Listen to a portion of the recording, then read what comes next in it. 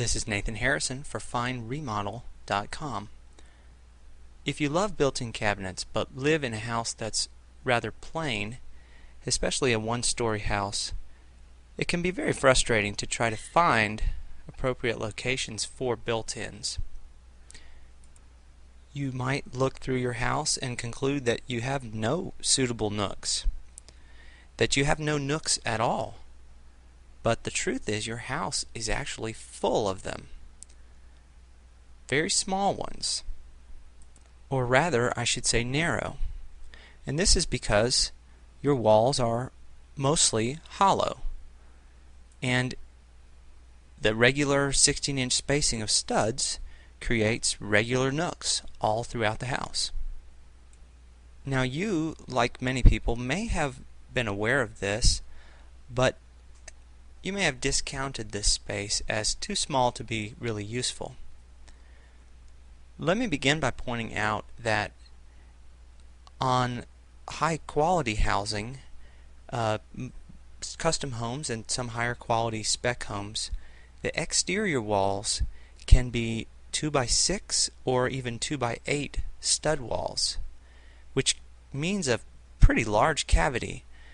A 2x8 cavity would be roughly 7¼ inches deep in the framing, and of course 14½ inches wide between studs, since studs are 1½ inches thick and spaced on 16-inch centers. More typical, though, is the 3½ inch deep by 14½ inch space of a typical wall and of all internal walls on any standard housing. What can go in this space? Well, for starters, we have the old familiar medicine cabinet, and typically these are built into the wall in a space such as this. Then, of course, there's those clever fold out of the wall laundry boards. Thanks to Dan McCold for the great picture. But what else could we use a between the studs built-in for? Well, anything that would fit in that space. So, electronics, folders, magazines, catalogs, dry erase board, guns, CDs, pool sticks and balls, wine bottles, etc. The real key is simply to realize that the space is there and is at your disposal within certain limits. I built this between the stud access hole on the side of a fireplace, a gas fireplace, to give access to the cutoff. Now obviously this space between the studs is not always going to be empty and available to us.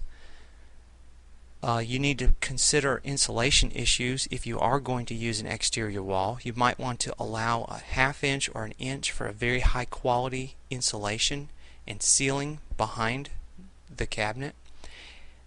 And even on interior walls, there's going to be potential issues with wiring, plumbing, possibly blocking in the wall. And so one of the big challenges is to find out what is inside the wall with the least amount of damage to the wall that you may have to repair if it turns out that there is something in there that can't be moved. You may want to hire a professional for that. You may feel up to doing that for yourself, but you definitely want to do that investigation first before you assume that you can put this type of thin cabinet into a stud cavity.